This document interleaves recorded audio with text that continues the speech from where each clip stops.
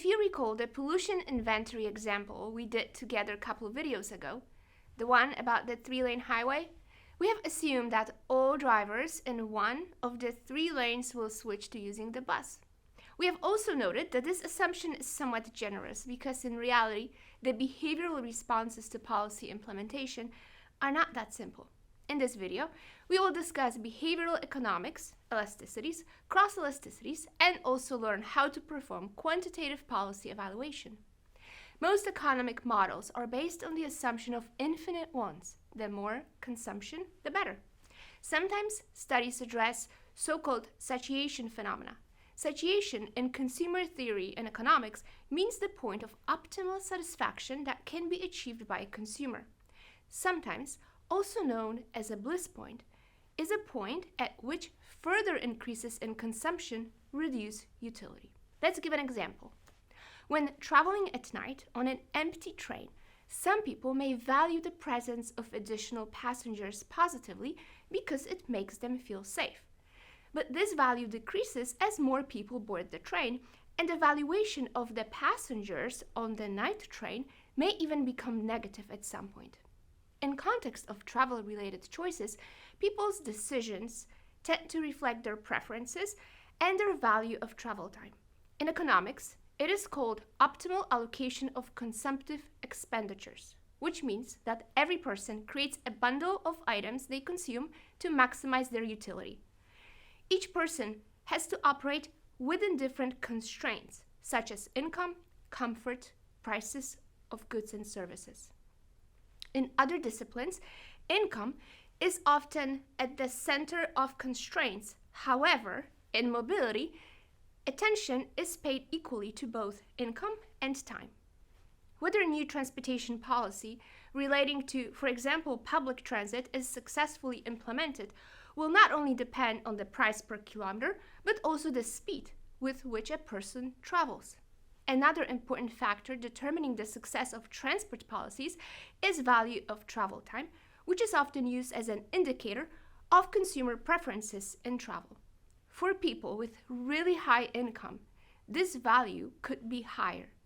And this number will also vary by region, city, or country. Different travelers will have different values of time. The value of time will obviously depend on what people would do with their time when they save their travel time. If they would use this time to work longer, that would of course lead to higher income.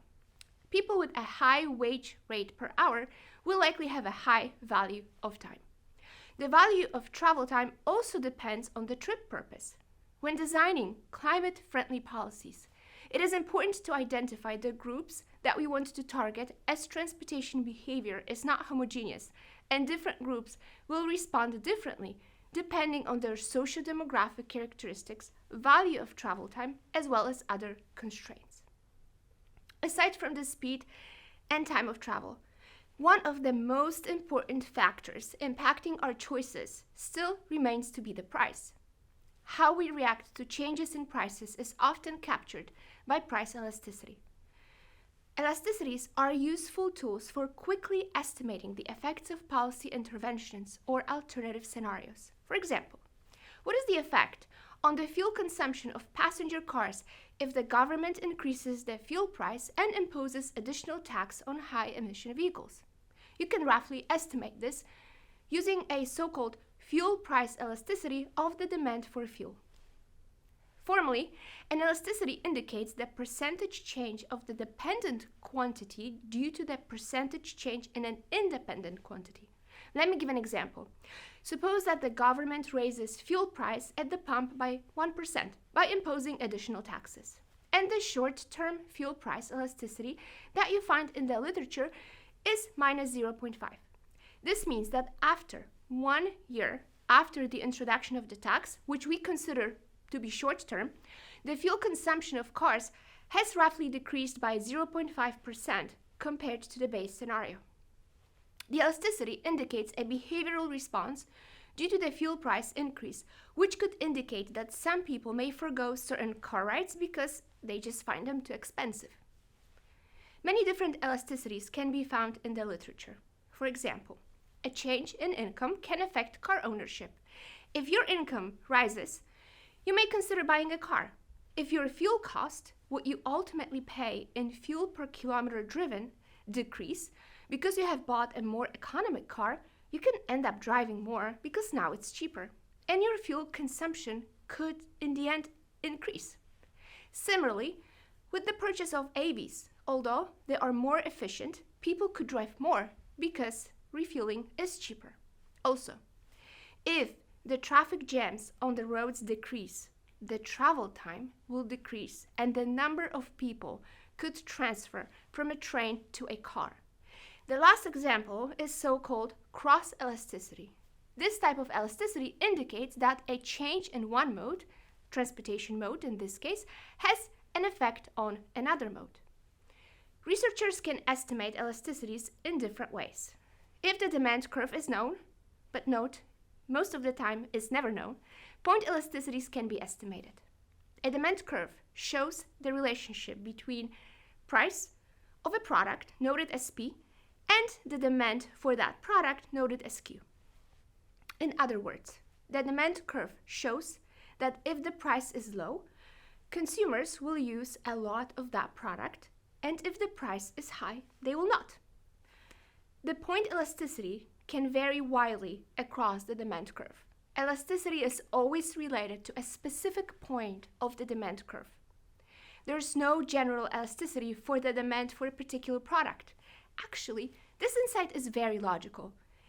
If the price of a product is very low, which is the left of the demand curve, then a percentage price increase will have little effect on the use. A very cheap product becomes a little less very cheap.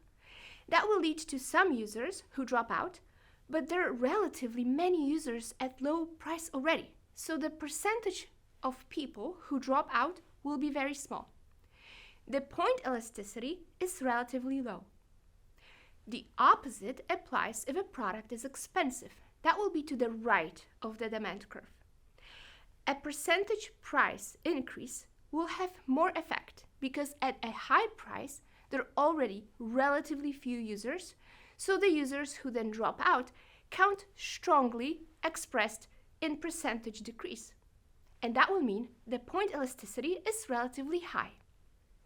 Often, elasticities are segment elasticities. Economists only know some points for a certain segment of the demand curve. They don't even know the shape of the demand curve because it doesn't have to follow any particular trend and be, for example, linear. Researchers then estimate an elasticity based on those few points. Elasticities may also differ for the long and shorter times. The reason is that people's choices for the short term are much more limited than for the long term.